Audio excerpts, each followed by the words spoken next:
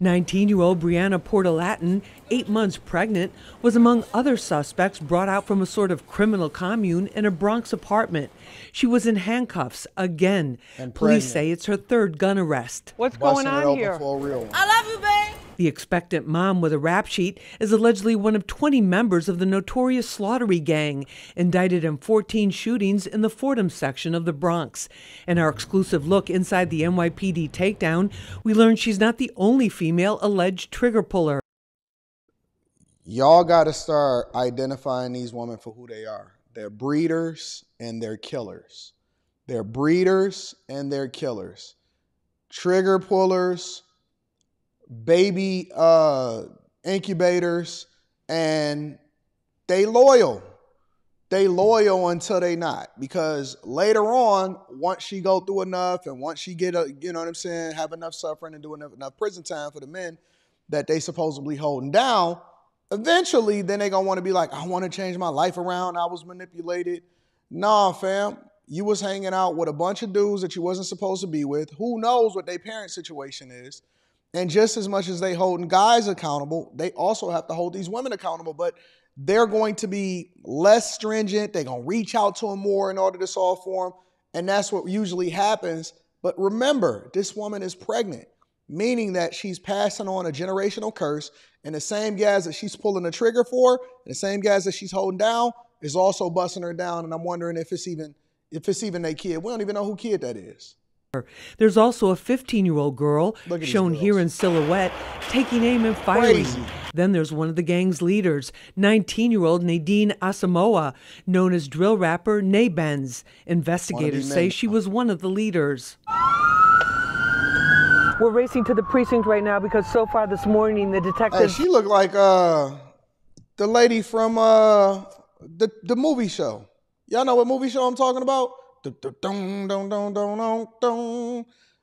She looked like that lady. Captured 8 subjects wanted in this case. Nay Benz, police say you're a trigger puller. Police say you're a trigger puller. Is that true? What? Police say you're a trigger puller. We saw 3. You know why those guys was yelling, right?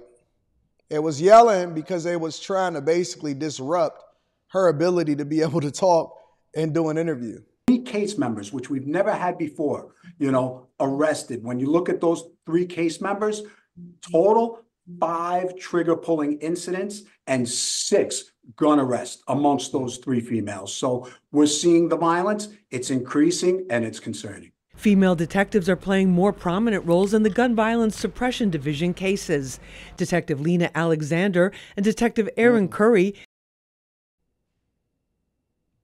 made history in May as the first female team to lead a gang takedown.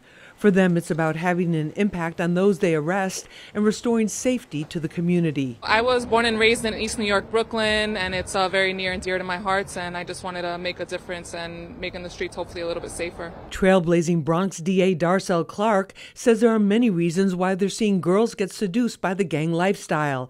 That's why, in addition to prosecuting the cases, she also devotes her time and energy to prevention in the community, to let girls know they have other options. Some of them are afraid. Some of them are forced to do it. Some of them just, are curious. They like the bad boys, so they want to run in those circles to see what it's like. They may not necessarily be. You see how she twists her neck when she started talking about it? Check it out.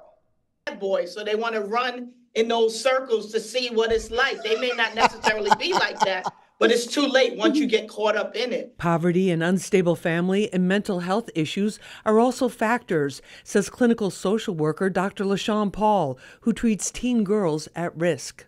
I personally don't believe that there's any specific diagnosis or things that you can look for, right? I think that the sooner that we get intervention for these girls, the better, before they become the lead, before they become the shooter. There's so much more to... Or you can place more pressure on the parents to not have them ending up in a situation like this. Hey, by the time that they get to that age to where they start creating other children and stuff like that, it's already too late. It's already too late. They already taken over. They already for the streets. And they also are carrying the child of another killer. You got a killer breeding with another killer and creating a super killer, a super monster. And that's what you start seeing with all of these chicks. And it's easier to recruit a woman and have her do it, similar to how drug dealers recruit children, because you're less likely to suspect a child, you're less likely to arrest a child, and if that child ever gets caught, then they know that they're going to hit them with more lenient charges, similar to the idea that if a dude is a killer and they're young, or they teach them young or whatever like that, they know that it's a possibility that they're going to get out faster or sooner if they're not 17 or 18, because you're not going to be charged as an adult depending on how serious the crime is. And so they know the law. They know better. They know right from wrong. And they're going to claim like they're a victim, and they're going to have their children while in prison, but then we're going to blame it on the system. And then we're going to also say, well, you know, it is the responsibility of the people to have an intervention.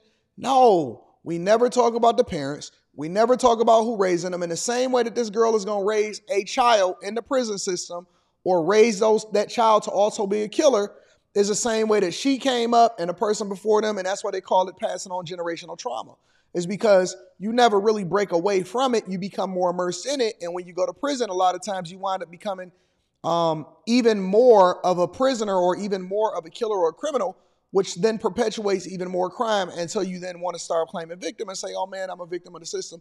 No, you're not a victim of the system. You're a victim of your parents. You're a victim of bad decisions that came before you in your lineage. You need to hold your parents accountable. And then ultimately, we know we know who the criminals are. We know who they are. Y'all got to be careful. Just watch y'all back. Be careful who your children have as friends, because they can influence them in ways. And I was telling a guy the other day, I said, bro, don't you understand that you, as a single parent, because he was a single father, I said, don't you understand that you as a single parent, that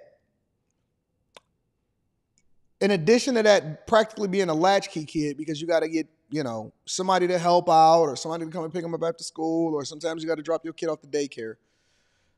And they are spending more time learning the values in their adolescent years, especially in their earlier years, from their culture, from the people that surround them. And it becomes a cultural norm for them to be a degenerate and to be the worst thing for the culture and for society.